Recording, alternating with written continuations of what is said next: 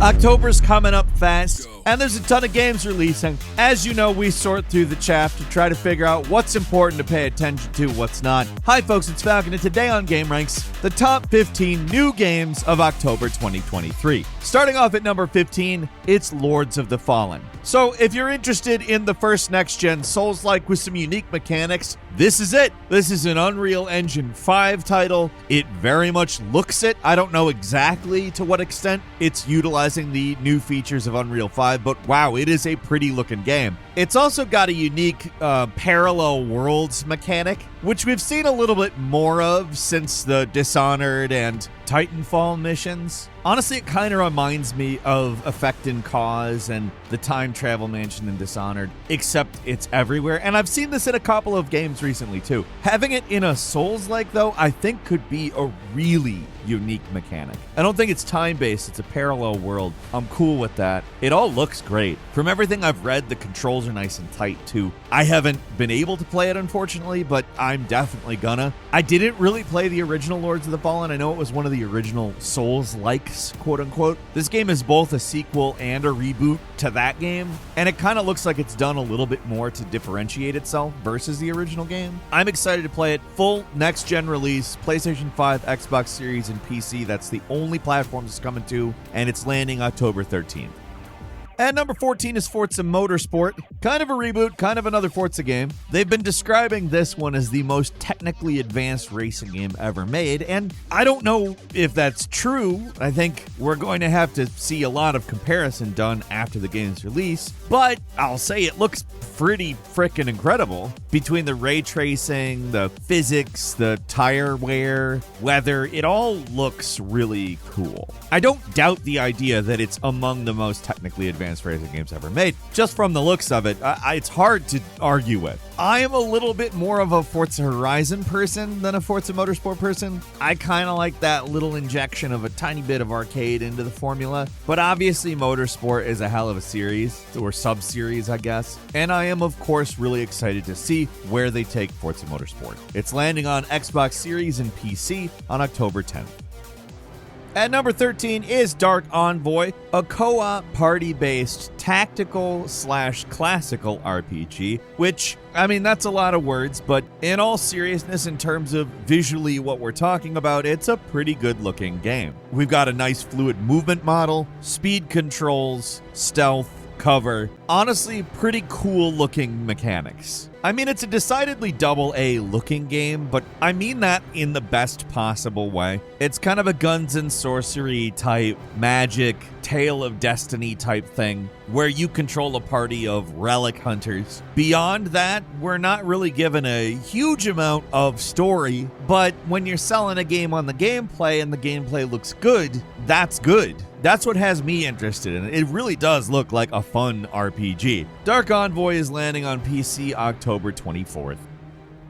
At number 12 is The Lord of the Rings Return to Moria, a survival/crafting game where Gimli goes and decides, hey, let's take back the Dwarven Kingdom. Apparently the developers have taken a pretty broad range of interests. They've talked about the Forest, Subnautica, Valheim, these types of games being influences on what they're trying to do with this one. So honestly, it sounds pretty interesting. There's cooperative multiplayer as you're going down into the ground to excavate resources. Apparently there's a lot of fighting in the game, not just with orcs, which are apparently kind of one of the bigger problems in the game, but there's also other stuff, creatures that exist underground and all that. I think this game sounds like it has a lot of potential. I haven't been able to play it, obviously, but I will when it lands on PS5 and PC on October 24th. It is coming to Xbox Series, but not this year. Still, keep your eyes out.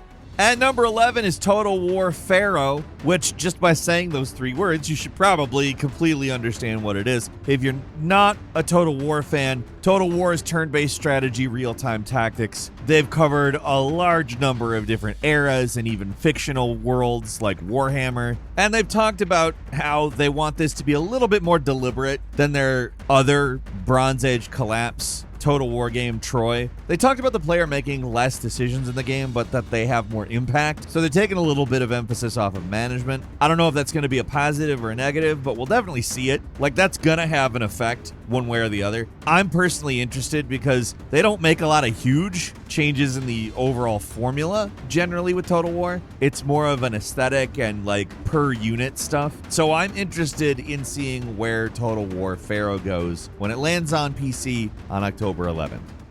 At number 10 is Jusant, a platforming game by Don't Nod. This is a game that the demo came out a few months ago. It's one that I played. It is different. So platforming is probably the correct word for the genre, but you might almost call it a puzzle climbing game. It's kind of like if the climbing stuff from Uncharted was a lot more complicated and well fleshed out. And that's not to say that that stuff isn't fleshed out. It's fleshed out as far as it needs to be in Uncharted. Here it's the whole game, and it's as thoughtful as it could possibly be. Honestly, from the demo, I think this has potential to be a really, really good game. The control scheme is novel, to say the least. Like, it is definitely taking it a step beyond press A to do the next thing in the climbing. And I think that that's good. I'm excited to play the entire length of it. Don't Nod is a developer that just really does not want you to predict what they're going to do next. Jusant is coming to PlayStation 5, Xbox Series, and PC October 31st.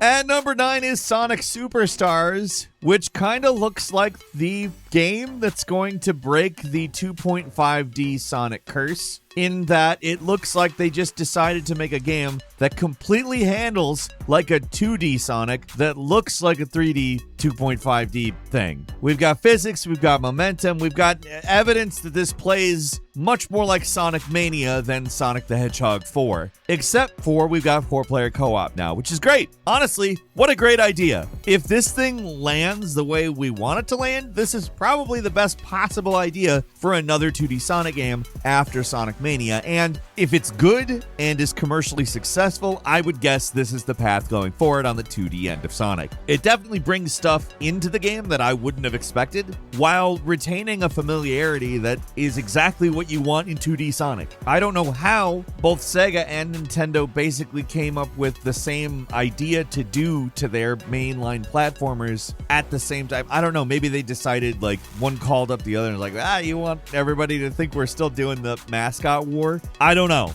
But in terms of somebody like myself that loves both Super Mario World and the Sega Genesis Sonic the Hedgehog games, this is a good month. Sonic Superstars landing on the PlayStations, the Xboxes, Nintendo Switch, and PC October 17th.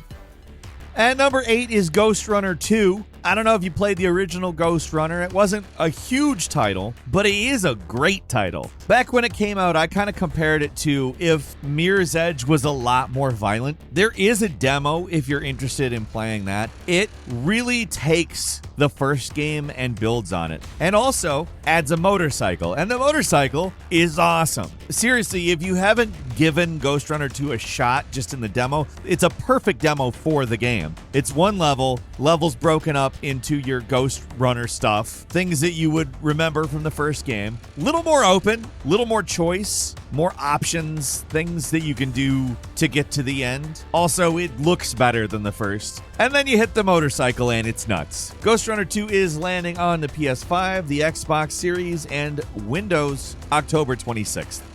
At number 7 is Alan Wake 2. If you are anything like me, you love Remedy Entertainment. Control was fantastic. The Alan Wake DLC really wet your whistle for this, and it's time. Now, Alan Wake 2 looks like it ramps up the survival horror pretty significantly compared to the first game, which is fine because that's kind of what everybody wanted the first game to be. I mean, Alan Wake is a freaking classic, but it is a little janky, and Remedy has really ramped up what they're capable of in the following decades. I mean, Control is a masterpiece. I fully expect Alan Wake 2 to be the exact same thing. There's some major differences here. You got 2 protagonists for one, and everything else that ensues, I'm just really excited for. I love Alan Wake. I love Remedy. I love Control. I'm excited to see how the Remedy connected universe continues to develop. Alan Wake 2 is landing on the PS5, Xbox Series, and PC October 27th. At number 6 is EA Sports UFC 5, which they're most specifically boasting about its new damage model. I don't really know a whole lot about it, if I'm completely honest. I do know that it's been a while since UFC 4 came out in 2020, and I'll say it's definitely time for a refresh. This is a great series. It goes back a ways, and UFC 4 is a pretty fun game. If I'm completely honest, the fact that it's not a yearly title, I think is part of why UFC 5 is something I even want to play. It has established itself as a series that iterates when it's time, and that's great. I want more of that, honestly. I don't need to play the same game every year. Like, give me something new. And here, we got a new damage model. It looks incredible. It's a next-gen only game. It's coming to PS5, Xbox Series, and hopefully eventually PC, although nothing's confirmed about that yet. It's landing on the 27th, though. Excited to play it. At number 5 is Super Mario Bros. Wonder. I mentioned this during the Sonic Superstars point. I don't know how it seems like these two companies decided to do the same thing with their mascots the same month, but I'm not going to complain. Here we got a 4-player co-op Super Mario Bros. Game, which I'll say this, it's not the first time they've done that. They have a little bit more of a background of doing the 4-player co-op, but one should be able to root that influence back to how Sonic added Tails. So there's always been a back and forth between these two titles, and I'm really excited that we get one from both of them, and they look like the best possible version of those things. This is a visually stunning 2D Mario side-scroller, and it also looks like they're actually coming up with a bunch of new original ideas for it. I am really excited to play it, and the Sonic game. Super Mario Bros. Wonder is landing on Nintendo Switch. I will be playing it, on October 20th.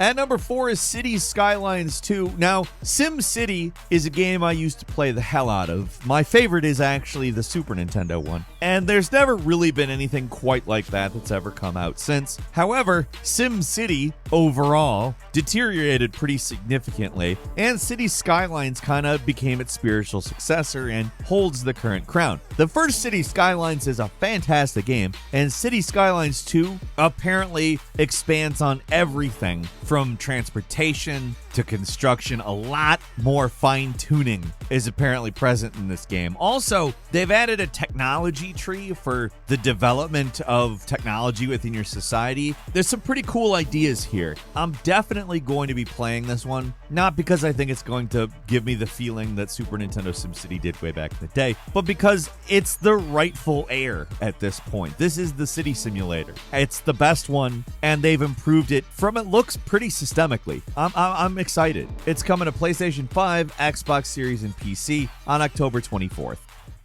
At number 3 is Detective Pikachu Returns, a sequel to the 3DS game, which inspired, frankly, one of the best video game movies ever made. Basically, it's an adventure game. It's very different from Pokemon, but it's a hell of a lot of fun. Now, if you're unfamiliar with the world of Detective Pikachu, it's hilarious. Just hearing Pikachu talk is one of the funniest things possible. It's automatically funny because they gave him a gruff voice. It's amusing. Obviously, he's Ryan Reynolds in the movie. Very different experience. Still very good.